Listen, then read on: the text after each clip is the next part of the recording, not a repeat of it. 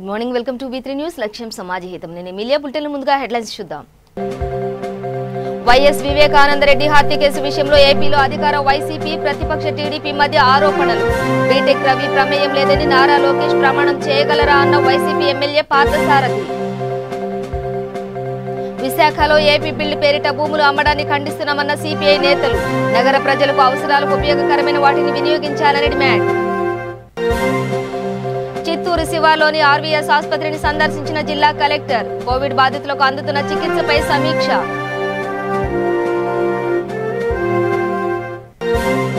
ఛత్తీస్గఢ్ లో మరణించిన జవాన్ రౌత్ జగదీష్ కుటుంబాన్ని పరామర్శించిన జిల్లా కలెక్టర్ హరిజవహర్ లాల్. 30 లక్షల చెక్కును జగదీష్ తండ్రికి సింహాచలంకు అందజేత. తెలంగాణ ఏర్పాటైన తర్వాత గ్రామాల రూపురేఖలు మారిపోయాయన్న మంత్రి శ్రీనివాస్ గౌడ్. అన్ని రాష్ట్రాలకు ఆహార ధాన్యాలు సరఫరా చేసే స్థాయికి తెలంగాణ వచ్చిందని వెల్లడి. డీటెయిల్స్ చూస్తే వైఎస్ వివేకానంద రెడ్డి హత్య కేసు విషయంలో ఏపీలో అధికార వైసీపీ ప్రతిపక్ష టీడీపీ మధ్య ఆరోపణలు విమర్శలు సవాలుగా కొనసాగుతూనే ఉన్నాయి. తాజాగా వైఎస్ వివేక కూతురు సిబిఐ దర్యాప్తుపై ఢిల్లీలో మీడియాతో మాట్లాడిన తర్వాత నేతలు తమ వ్యాఖ్యలకు మరింత పదును పెట్టారు. అయితే ఈ వ్యవహారంపై స్పందించిన వైసీపీ ఎమ్మెల్యే పార్థసారథి సంచలన వ్యాఖ్యలు చేశారు. వైఎస్ వివేక హత్యతో తమకు సంబంధం లేదని మేం ప్రమాణం చేస్తాం, కానీ ఆదినారాయణ రెడ్డి బీటెక్ రవి ప్రమేయం లేదని నారా లోకేష్ ప్రమాణం చేయగలరా అని ప్రశ్నించారు. ఇక వైఎస్ వివేక హత్య కేసులో సిబిఐ విచారణ అవసరం లేదని సీఎం వైఎస్ జగన్ ఎప్పుడూ చెప్పలేదని స్పష్టం చేశారు. వైసీపీ ఎమ్మెల్యే మరోవైపు రమణ దీక్షితులు తనకు జరిగిన అన్యాయాన్ని దృష్టిలో పెట్టుకుని వ్యాఖ్యలు చేసి ఉంటారన్న ఆయన సీఎం జగన్ తాను దేవుడు, రాముడు, జీసస్ అని ఎప్పుడూ చెప్పుకోలేదని, వరుస విజయాలతో ఉన్న వైసీపీ ఎందుకు భయపడుతుంది అని ప్రశ్నించారు పార్థసారథి. పార్లమెంట్కి జరుగుతున్న బై ఎలక్షన్లో చంద్రబాబు నాయుడు గారు మాట్లాడుతున్న తీరు చూస్తూ ఉంటే ఆయనకి మతి భ్రమించి మాట్లాడుతున్నాడో లేక వేరే పక్క రాష్ట్రంలో నివసిస్తూ ఈ రాష్ట్రంలో ప్రజలు అందుకుంటున్న మేళ్ళు అర్థం కాక తెలియక మాట్లాడుతున్నాడో అర్థం కావటం లేదు. ఈరోజు ఈ రాష్ట్రంలో ఏమీ జరగనట్లు, గతంలో చంద్రబాబు నాయుడు గారి ప్రభుత్వం 2014-19 మధ్యలో బ్రహ్మాండమైన పరిపాలన అందించినట్లు ప్రజల్ని మభ్యపెట్టడానికి చంద్రబాబు నాయుడు ఆయన కుమారుడు లోకేష్ ప్రయత్నం చేస్తున్న విషయాన్ని చూస్తే నవ్వొస్తుందని చెప్పేసి మనం చేస్తాను. అంతేకాకుండా మా సైడ్ ఏదో సామెత ఉంది, ఇంత బతికి ఇంటి వెనకాల చచ్చాడని చెప్పేసి కొంతమంది వ్యక్తుల గురించి చెప్తూ ఉంటారు. ఈ చంద్రబాబు నాయుడు తర్వాత పప్పు లోకేష్ మాట్లాడే మాటలు కూడా అదే విధంగా ఉన్నాయి. సిద్ధాంతపరంగా కాకుండా 2014-2019 ఎన్నికల్లో కూడా తెలుగుదేశం పార్టీ కేవలం జగన్మోహన్ రెడ్డి గారి మీద బురదల్లే కార్యక్రమం, లేదా జగన్మోహన్ రెడ్డి గారి వ్యక్తిత్వాన్ని దెబ్బతీయడానికి ప్రయత్నం చేసి ఆ రోజు నాటకాలు ఆడింది తెలుగుదేశం ప్రభుత్వం, చంద్రబాబు నాయుడు గారు. ఈరోజు మళ్ళీ అదే ప్రయత్నం చేస్తా ఉన్నారు. వైఎస్ వివేకానంద రెడ్డి గారి హత్యలో మా కుటుంబం, జగన్మోహన్ రెడ్డి గారి కుటుంబం ప్రమేయం లేదని చెప్పేసి ప్రమాణం చేయగలరని చెప్పేసి ఈ పప్పు తుప్పు ఈ ప్రచారంలో మాట్లాడుతూ ఉన్నారు. మేము చెప్తా ఉన్నాం, ఎస్ మా జగన్మోహన్ రెడ్డి గారి కుటుంబం ఈ హత్యలో ప్రమేయం లేదని చెప్పేసి ప్రమాణం చేస్తాం. అదేవిధంగా మీ ఆదినారాయణ రెడ్డి కానీ లేదా మీ బీటెక్ రవి కానీ ఈ హత్యలో ప్రమేయం లేదని చెప్పేసి మీరు ప్రమాణం చేయగలరా అని చెప్పేసి అడుగుతా ఉన్నా నేను. మాకు దీని మీద ఎటువంటి దురుద్దేశాలు లేవు కాబట్టే జగన్మోహన్ రెడ్డి గారి ప్రభుత్వానికి ఎవరిని దాయాలి లేదా వాళ్ళని తప్పించాలి అనే ఉద్దేశం. తిరుపతి పార్లమెంట్కి జరుగుతున్న బై ఎలక్షన్లో చంద్రబాబు నాయుడు గారు మాట్లాడుతున్న మహిళపై వైసీపీ నాయకులు అసభ్యకరంగా వ్యవహరించారని విశాఖ టీడీపీ మాజీ vice MPP, Pendurthi TDP ZPTC అభ్యర్థి మడక పార్వతి అన్నారు. ఓటు వేయడానికి వెళుతున్న మహిళపై అసభ్యకరంగా వ్యవహరించడం దారుణమని, ముందు వైసీపీ నాయకులు స్థాయిని తెలుసుకుని మాట్లాడాలని చెప్పారు. మహిళల పట్ల అగౌరవపరిచేలా వ్యవహరించడం బాధాకరమని అన్నారు. గండి రవికుమార్పై అన్యాయంగా కేసులు పెట్టారని సుఖవాసి అజయ్ ఆరోపించారు.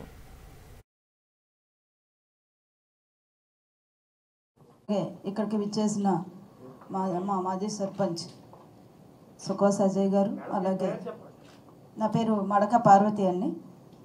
మండల ఉపాధ్యక్షురాలుగా చేశాను పెందుర్తి మండలం.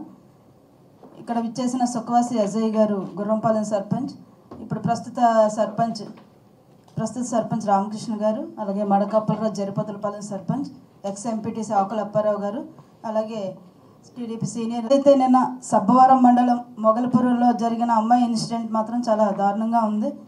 అమ్మాయి మాస్క్ ఇప్పుడు ప్రస్తుత కరోనా పరిస్థితుల్లో ప్రతి ఒక్కరూ మాస్క్ ధరించాలని ప్రభుత్వాలు కానీ అన్నీ కూడా ప్రచారాలు చేస్తున్నాయి.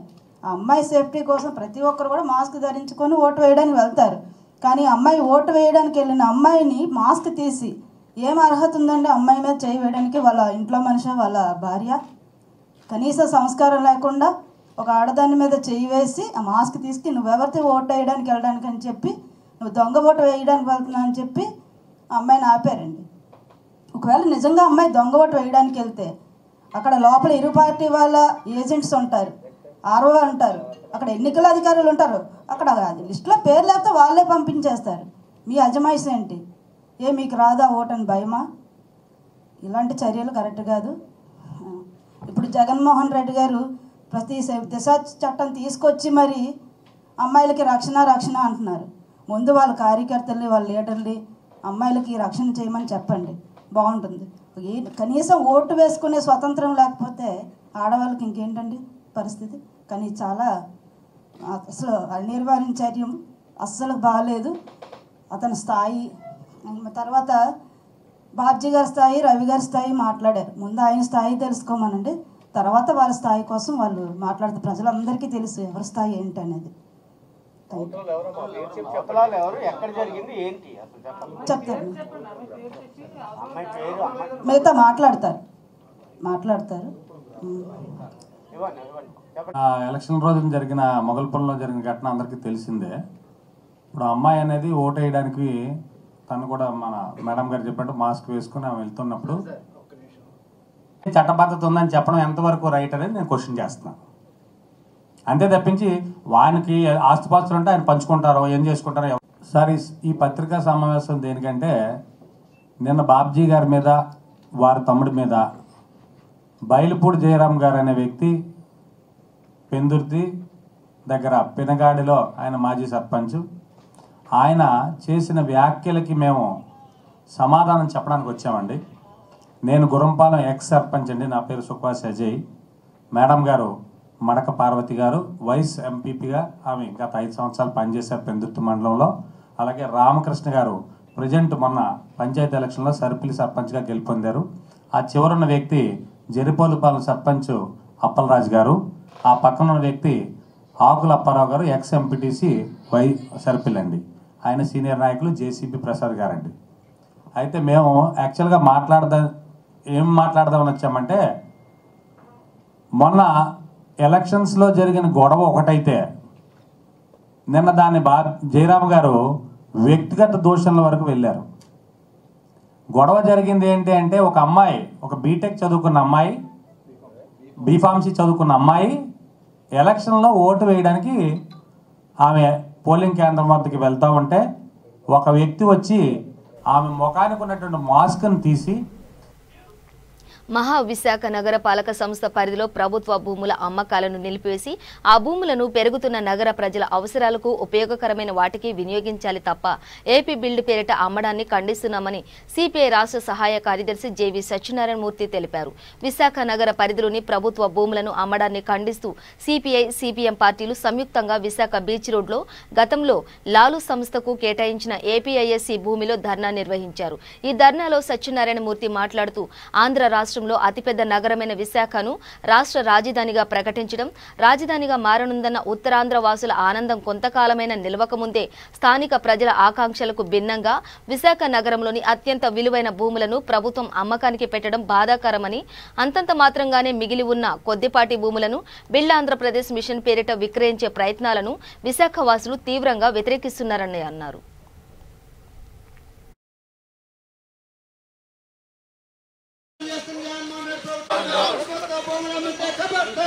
ఆపండి.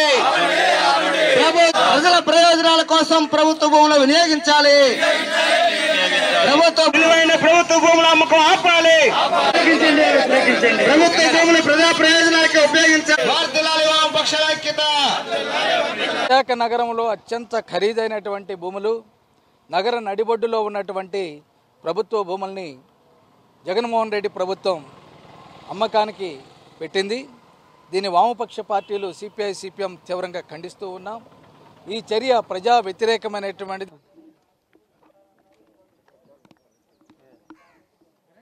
ప్రభుత్వ భూములు అమ్మినప్పుడు వామపక్షాలైన సిపిఐ, సిపిఎం పార్టీలు గట్టిగా వ్యతిరేకించాయి. అప్పుడు మాతో పాటు ప్రధాన ప్రతిపక్షంగా ఉన్న వైసీపీ కూడా పాల్గొని వాటికి వ్యతిరేకంగా పోరాడింది. ముఖ్యమంత్రి ప్రతిపక్ష నాయకుడి హోదాలో విశాఖపట్నం ఎన్నికల పర్యటనకు వచ్చినప్పుడు జగన్మోహన్ రెడ్డి గారు చెప్పిన మాట ఏంటంటే, మాకు అధికారం ఇవ్వండి, మేము అధికారంలోకి వచ్చిన తర్వాత ఈ లూలుకి ఇచ్చినటువంటి అగ్రిమెంట్ను రద్దు చేసి ప్రజా ప్రయోజనాలకు ఉపయోగించే శాశ్వతమైన కార్యక్రమం చేపడతామన్నారు. శాశ్వతమైన కార్యక్రమం చేపట్టడం అంటే శాశ్వతంగా అమ్మేయడమా ముఖ్యమంత్రి గారు అని అడుగుతున్నాం. ఇది చాలా హేయమైన చర్య. మీరు జిల్లా కలెక్టర్ చిత్తూరు శివార్లోని ఆర్వీఎస్ ఆసుపత్రిలోని ట్రయాజ్ కేంద్రం, కోవిడ్ కేంద్రాలను సందర్శించారు. తొలుత జిల్లా కలెక్టర్ ఆర్వీఎస్ ఆసుపత్రిలోని ఆరోగ్యశ్రీ, జనరల్ వార్డ్, క్యాజువాలిటీ వార్డును, మెడిసిన్ వార్డును, జనరల్ వార్డును, ఐసీయూ కాంప్లెక్స్, మెడికల్ ఐసీయూలను పరిశీలించారు.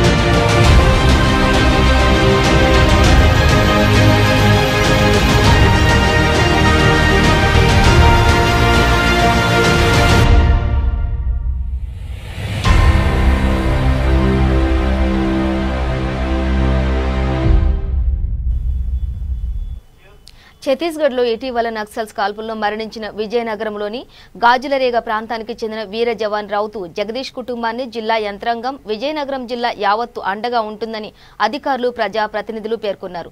జిల్లా collector doctor M Harijawahar Lal, Vizianagaram శాసనసభ్యులు కోలగట్ల వీరభద్రస్వామి, మేయర్ వెంపాడపు విజయలక్ష్మి, వైఎస్ఆర్సీపీ నాయకులు మజ్జి శ్రీనివాసరావు తదితరులు వీర జవాన్ జగదీష్ తల్లిదండ్రులు నివాసం ఉంటున్నటువంటి గాజులరేగ ప్రాంతంలోని వారి ఇంటికి వెళ్లి జగదీష్ చిత్రపటానికి పూలమాలలు వేసి నివాళులర్పించారు. ఆయన కుటుంబ సభ్యులను పరామర్శించి ఓదార్చారు. ఈ సందర్భంగా రాష్ట్ర ప్రభుత్వం తరపున ఆయన కుటుంబానికి ముఖ్యమంత్రి వైఎస్ జగన్మోహన్ రెడ్డి ప్రకటించిన మేరకు 30 లక్షల సహాయానికి సంబంధించిన చెక్కును ప్రభుత్వం తరపున జగదీష్ తండ్రి సింహాచలంకు అందజేశారు. ముఖ్యమంత్రి సహాయ నిధి నుండి ఈ మొత్తాన్ని ఇస్తున్నట్లు జిల్లా కలెక్టర్ డాక్టర్ హరిజవహర్ లాల్ వెల్లడించారు. జిల్లా యంత్రాంగం అంతా జగదీష్ కుటుంబానికి తోడుగా ఉంటుందని అన్నారు. జగదీష్ మృతి జిల్లాకు తీరని లోటుగా భావిస్తున్నామని పేర్కొంటూ వారి కుటుంబ సభ్యులకు ప్రగాఢ సానుభూతి తెలిపారు.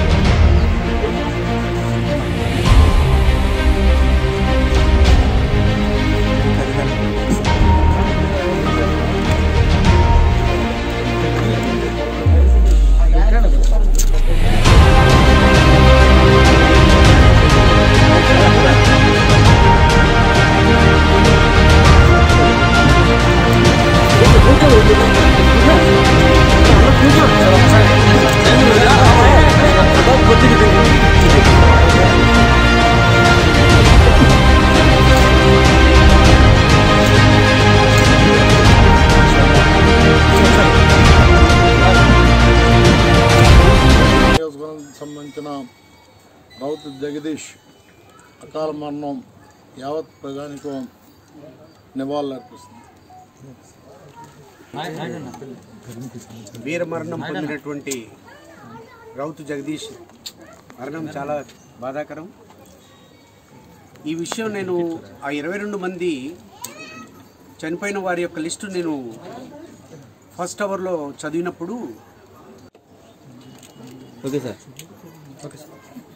రౌతు జగదీష్ గారు ఏదైతే మొన్న జరిగిన ఛత్తీస్గఢ్ కాల్పుల్లో ముఖ్యంగా మావోయిస్టుల బారిన పడి మరి వీరమరణం పొందిన వారికి ముఖ్యంగా వారికి వారి కుటుంబానికి వైఎస్ఆర్ పార్టీ తరఫున అందరూ కూడా వారికి ఇప్పటికే ప్రగాఢ సానుభూతి తెలియజేసింది. అయితే ప్రభుత్వం తరఫున మరి జిల్లా కలెక్టర్ గారి విజ్ఞప్తి మేరకు గౌరవ శాసనసభ్యులు ఇటీవల ఛత్తీస్గఢ్లో మావోయిస్టులు జరిపిన కాల్పుల్లో మృతి చెందిన రౌతు జగదీష్కి ప్రజలందరూ కూడా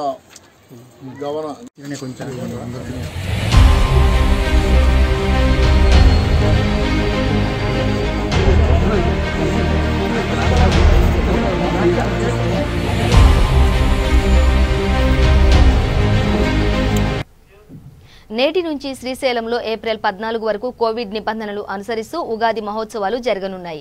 ఉదయం 9 గంటలకు యాగశాల ప్రవేశంతో ఉగాది మహోత్సవాలు వైభవంగా ప్రారంభం కానున్నాయి. కోవిడ్ నిబంధనలలో భాగంగా భక్తులందరికీ స్వామివారి దూరదర్శనం మాత్రమే కల్పిస్తున్నారు అధికారులు.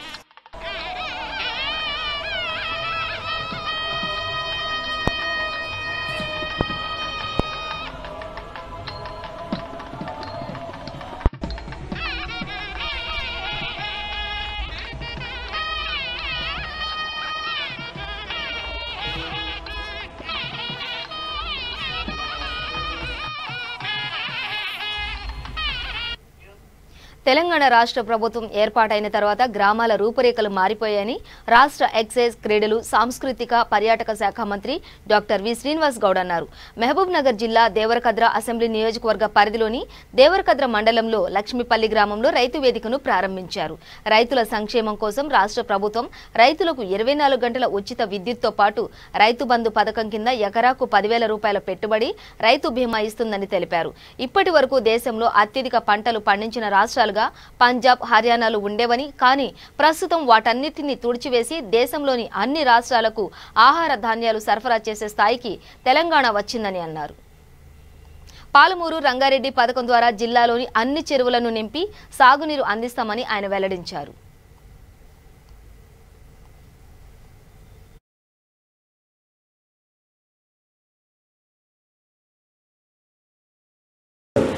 ఈ వేదికలు, ఈ రైతు వేదికలు అనేటువంటి మన ప్రజలకు దేవాలయాలు అనేవి దీన్ని ఉపయోగించుకోవాలి.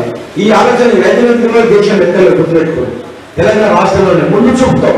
రేపు భవిష్యత్తులో అన్ని పంటలు అంటే తెలంగాణ మొత్తం 1 కోటి ఎకరాలతో సస్యశాలం అయితే మన రైతులను ఏర్పాటు చేసుకోవాలా, ఏం ధర వస్తుంది, వాళ్ళకి ఎరువు రవాణా అవుతా అని ఒక అధికారిని, ఒక క్లస్టర్కు ఒక అధికారిని నియమించింది దేశం లెక్కలు ఇక్కడ 10 పంచాయతీలకు ఒక సెక్రటరీ ఉండే.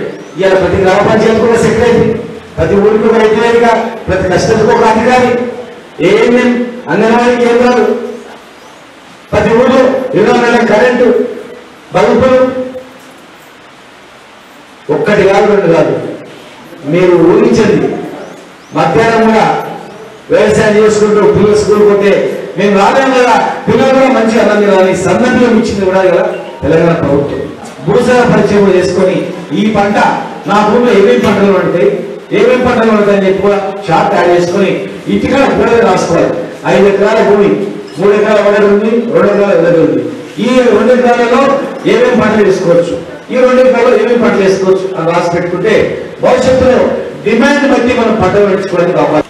ఎప్పుడో కాదు, ఈ 1 ఇయర్ లోపలనే, ఈ సంవత్సరం వచ్చే సంవత్సరం లోపలనే నీళ్ళు తీసుకొచ్చి అన్ని చెరువులు నింపుకుంటాం. ప్రతి ఎండాకాలం ఈసారి కూడా ఎండాకాలం ఎటు చూసినా వర్షాకాలం లాగా పంటలు వేసింది. నెక్స్ట్ ఇయర్ తర్వాత 2 పంటలు కాదు కదా, 3వ పంట కూడా చేసుకోవాలి అనేటువంటి ఇప్పుడు పెట్టుకున్నామా, తక్కువ 2 నెలల పంట ఏం చేస్తున్నా గ్యారంటీ ఆలోచించినటువంటి గవర్నమెంట్. త్వరలోనే పాలమూరు రంగారెడ్డి జిల్లా పర్యటన కంప్లీట్ చేసుకుంటాం. ఇప్పటికీ ముఖ్యమంత్రి గారు 10 మీటింగ్లు పెట్టింటాడు. కాలువలు ఎక్కడికి తీసుకుపోవాలి, ఏ చెవులు నింపాలి, మొదలు ఏ కుండలు నింపాలి, ఒక్క కుండ కూడా వదిలిపెట్టదని చెప్పి మళ్ళీ మేము మాట్లాడుకున్నాం. ఈ వారంలో ముఖ్యమంత్రి గారు మీటింగ్ అవుతుంది, తొందరలోనే కాలువ పనులు స్టార్ట్ అయింది.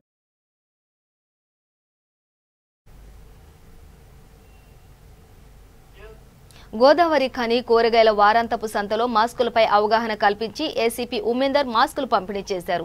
ఈ సందర్భంగా ఏసీపీ ఉమేందర్ మాట్లాడుతూ కరోనా పట్ల ప్రజలు అప్రమత్తంగా ఉండాలని, స్వీయ రక్షణ పాటించాలని కోరారు. రోజురోజుకు కరోనా వైరస్ వ్యాప్తి పెరుగుతుంది కాబట్టి ప్రతి ఒక్కరూ తప్పనిసరిగా కోవిడ్ నిబంధనలు పాటించాలని, ప్రభుత్వ ఆదేశానుసారం ఇంటి నుండి బయటకు వెళ్లే ప్రతి ఒక్కరూ మాస్కులు ధరించాలని అన్నారు.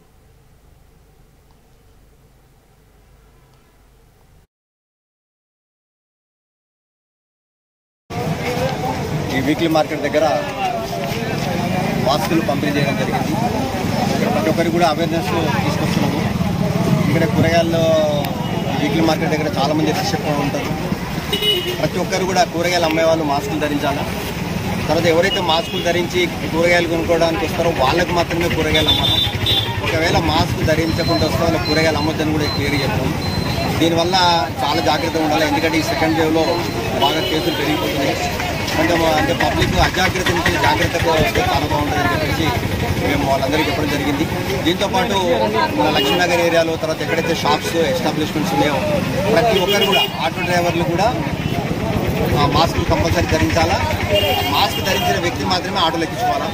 ఈవెన్ బస్సు డ్రైవర్ల కండక్టర్లు కూడా వాళ్ళకు కూడా మేము అవేర్నెస్ తీసుకొస్తున్నాము. తర్వాత షాపులలో ఎస్టాబ్లిష్మెంట్లో కూడా ప్రతి ఒక్కరు ఇప్పుడు మెడికల్ షాప్లో కూడా నో మాస్క్ నో మెడిసిన్స్ లాగా ప్రతి ఒక్కరికి కూడా మేము చేయమని చెప్తున్నాము. షాపుల దగ్గర కూడా మాస్కులు ఉన్న వాళ్ళ మాత్రమే అలో చేయాలా, లేకపోతే అదే నో చేయాలి. ఈ విధంగా ఈ రోజు నుంచి మేము ఉధృతంగా మన గోదావరి కానీ తర్వాత ఎన్టీపీసీ రామగుండం ఏరియాలో ఉధృతంగా మేము ప్రచారం మొదలుపెట్టాము. తర్వాత మేము గత 10 రోజుల నుంచి పోలీస్ స్టేషన్కు ప్రతి ఒక్క పోలీస్ స్టేషన్కు ఒక ఆటో ఎంగేజ్ చేసినాము. ఆటో ఎంగేజ్ చేసి ఎక్కడైతే పబ్లిక్ గ్యాదరింగ్ ఉంటున్నారో వాళ్ళందరికీ కూడా వాళ్ళకి అవేర్నెస్ తీసుకొస్తున్నాము. మాస్క్ ధరించమని ఇప్పటికే మీరు ఎక్కడైనా చూడండి మనకు మ్యాక్సిమం 70-80% మాస్క్ ధరించి తిరుగుతున్నారు. ఇది ఇంకా ఉధృతంగా మేము ప్రచారం కల్పించేసి 100% మనం మాస్కులు ధరించే విధంగా చేయాలని చెప్పేసి మేము సంకల్పం చేస్తున్నాము. పబ్లిక్ కూడా చాలా ప్రతి ఒక్కరు అంటే ఇప్పుడు ఎన్జిఓస్ తర్వాత మిగతా ఆర్గనైజేషన్స్ వాళ్ళు కూడా పబ్లిక్లో అవేర్నెస్ తీసుకురావాలని చెప్పేసి కోరుకుంటున్నాము.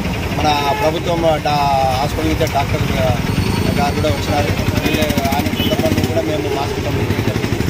ఫ్యూచర్లో మన గోదావరి పట్టణ ప్రాంతంలో 100% మాస్క్ ధరించకుండా చూడడానికి 1 town police station inspector Ramesh Babu తర్వాత సిబ్బంది కూడా ఒక్కొక్కరు ఒక సెక్టర్ ఏరియాలో తిరుగుతుంటూ ప్రచారం చేస్తున్నారు. ఇది ఈ విధంగానే ఆదిలాబాద్ జిల్లా ఇచ్చోడ మండల బీజేపీ కార్యాలయంలో బీజేపీ మండల అధ్యక్షుడు కేంద్ర నారాయణ అధ్యక్షతన నరేంద్ర మోదీ వికాస్ మిషన్ రాష్ట్ర అధ్యక్షుడిగా ఆదిలాబాద్ జిల్లాలోని ఇచ్చోడ మండల కేంద్రానికి చెందిన సూర్యకాంత్ గిత్తే నియమించడం పట్ల ఇచ్చోడ బీజేపీ కార్యకర్తలు ఆనందం వ్యక్తం చేశారు.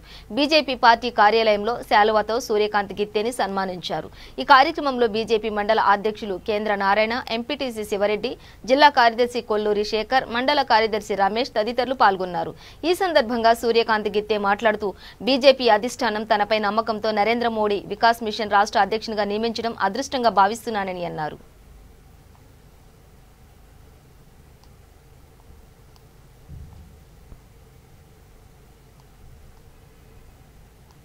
భారతీయ జనతా పార్టీ ఇచ్చోడ మండల శాఖ తరఫున వారికి పార్టీ తరఫున సన్మాన కార్యక్రమం నిర్వహించి ఈరోజు వారికి మా యొక్క అభినందనలు తెలపడం జరిగింది. అలాగే ఇచ్చోడ మండల బీజేపీ కార్యాలయం నుండి నాకు తెలంగాణ రాష్ట్రానికి నరేంద్ర మోదీ వికాస్ మిషన్ రాష్ట్ర అధ్యక్షుడిగా నియమించిన వినోద్ కుమార్ గారికి మరియు ఇప్పించిన మా ఎంపీ స్వయం బాపురావు గారికి ధన్యవాదాలు తెలుపుతూ, అదేవిధంగా నాకు ఈరోజు సన్మానం చేసిన మా ఇచ్చోడ మండల నాయకులకు, జిల్లా నాయకులకు ధన్యవాదాలు తెలుపుతూ, ఇది నాకు ఇచ్చిన పదవి ఏదైతే ఉందో నరేంద్ర మోదీ వికాస్ గ్రేటర్ వరంగల్ జిల్లాలో గతంలో ఎన్నడూ లేని విధంగా డివిజన్లలో అభివృద్ధి పనులను చేపడుతున్నట్లు వర్ధన్నపేట ఎమ్మెల్యే ఆరూరి రమేష్ తెలిపారు. వర్ధన్నపేట నియోజకవర్గ పరిధిలోని గ్రేటర్ వరంగల్ 56వ డివిజన్ హసన్పర్తిలో 5 కోట్లు, 55వ డివిజన్లో ఎల్లాపూర్లో 2.40 కోట్లతో చేపట్టిన పలు అభివృద్ధి పనులకు ఎమ్మెల్యే ఆరూరి రమేష్ శంకుస్థాపనలు చేశారు. వర్ధన్నపేట నియోజకవర్గ పరిధిలోని డివిజన్లు విలీన గ్రామాలతో కూడి ఉన్నాయని, విలీన గ్రామాలలో పట్టణ వాతావరణం తీసుకొచ్చే విధంగా కృషి చేస్తున్నట్లు తెలిపారు. నాగార్జున సాగర్ ఉప ఎన్నికల్లో టీఆర్ఎస్ అభ్యర్థి భగత్ అత్యధిక మెజారిటీతో గెలుపొందుతారని అనడంలో ఎలాంటి సందేహం లేదని అన్నారు. ఈ కార్యక్రమంలో స్థానిక డివిజన్ నాయకులు, కార్యకర్తలు పాల్గొన్నారు.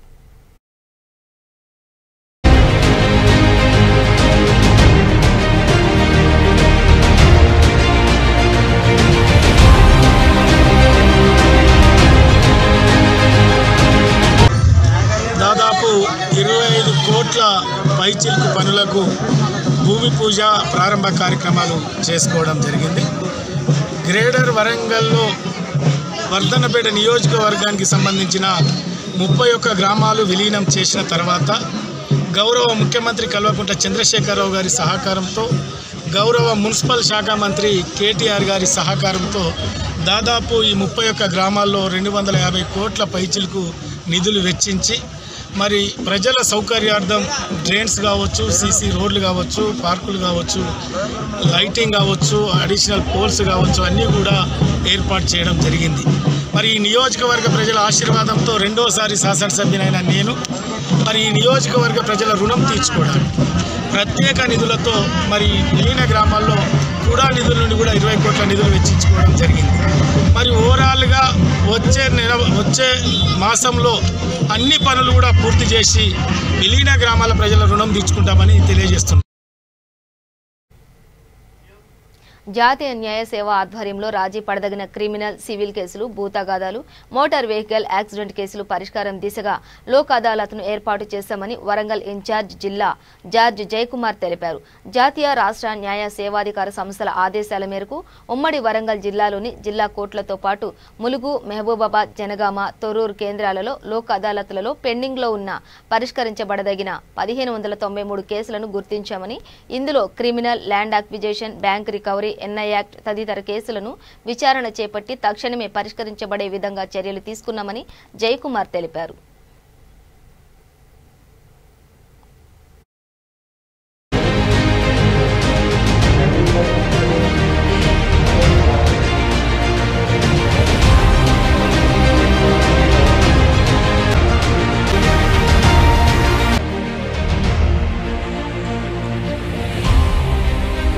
రాష్ట్ర న్యాయ సేవాధికార సంస్థల ఆదేశాల మేరకు మన ఉమ్మడి వరంగల్ జిల్లాలో ఈరోజు లోక్ అదాలత్ జరుపుకుంటున్నాము. ఈరోజు మనం ఈరోజు రాజీ పడ్డ కేసులని దగ్గర 1600 కేసులు ఐడెంటిఫై చేసినాము. 26 బెంచీల ద్వారా ఆ కేసులను పరిష్కరించడం కోసం ప్రయత్నం చేస్తున్నాము. కోర్టు ఉన్న ప్రతి ఊళ్ళో కూడా బెంచీలు ఉంటాయి. వరంగల్లో అయితే 13 బెంచీలు ఏర్పాటు చేసినాము. ఏ కేసులో ఉన్న కేసులు అదే కోర్టులో పరిష్కారానికి అవకాశం కల్పించినాము. కోవిడ్ ప్రోటోకాల్స్ని పాటిస్తూ ఈరోజు మనం లోక్ అదాలత్ జరుపుకుంటున్నాము. ఈ లోక్ అదాలత్ ద్వారా ప్రతి రాజీ పడదగ్గ క్రిమినల్ కేసులు, సివిల్ కేసులు, మోటార్ వాహనం చట్టం ద్వారా వేసిన కాంపెన్సేషన్ కేసులు, చెక్ బౌన్స్ కేసులు కూడా పరిష్కారం జరుగుతుంది. ఇది ఇరు పార్టీలు ఇష్టమైతే కనుక ఈరోజు ఆ కేసును సెటిల్ చేసి డిగ్రీ పాస్ చేస్తారు. అది లోక్ అదాలత్ పాస్ చేసిన డిగ్రీ అయితే కనుక సివిల్ కోర్టు పాస్ చేసిన సమానం. దానికి అప్పీల్. బులెటిన్ ముగించే ముందు హెడ్లైన్స్ మరోసారి. వైఎస్ వివేకానంద రెడ్డి హత్య కేసు విషయంలో ఏపీలో అధికార వైసీపీ ప్రతిపక్ష టీడీపీ మధ్య ఆరోపణలు. బీటెక్ రవి ప్రమేయం లేదని నారా లోకేష్ ప్రమాణం చేయగలరా అన్న వైసీపీ ఎమ్మెల్యే పార్థసారథి. విశాఖలో ఏపీ బిల్డ్ పేరిట భూములు అమ్మడాన్ని ఖండిస్తున్నామన్న ఏసీపీ సిపిఐ నేతలు. నగర ప్రజల అవసరాలకు ఉపయోగకరమైన వాటికి వినియోగించాలని డిమాండ్.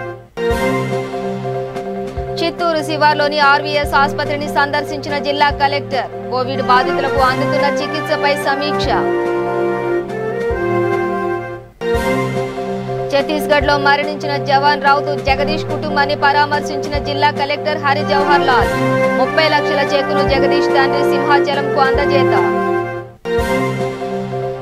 తెలంగాణ ఏర్పాటైన తర్వాత గ్రామాల రూపురేఖలు మారిపోయాయన్న మంత్రి శ్రీనివాస్ గౌడ్. అన్ని రాష్ట్రాలకు ఆహార ధాన్యాలు సరఫరా చేసే స్థాయికి తెలంగాణ వచ్చిందని వెల్లడి. ఇవి బులెటిన్ డీటెయిల్స్. చూస్తూనే ఉండండి V3 న్యూస్. లక్ష్యం సమాజ హితం.